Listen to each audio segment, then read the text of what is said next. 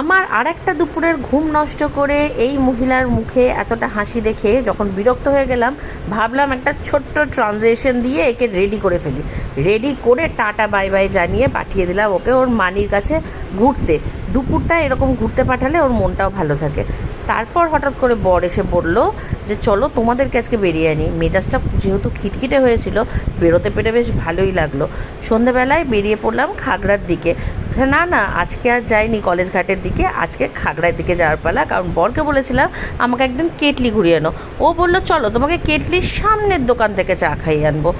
মনটা খারাপ হয়ে গেল ঠিকই, কিন্তু ওখানকার চা খেয়ে আর ওখানকার এতটা সুন্দর একটা ভিউ দেখার পর মনটা আবার ফুরফুরে হয়ে গেল। হ্যাঁ, জায়গাটা তোমাদেরকে বলে দিই, যে ফুড পার্কটা আছে আমাদের খাগড়াঘাটের কাছে, তার ঠিক পাশে এই চায়ের দোকানটা। বেশ সুন্দর জায়গা, আর আজকের ভিউটাই যেন খুবই সুন্দর ছিল, অনেকটাই অ্যাস্থেটিক ছিল, বেশ ভালো লাগলো।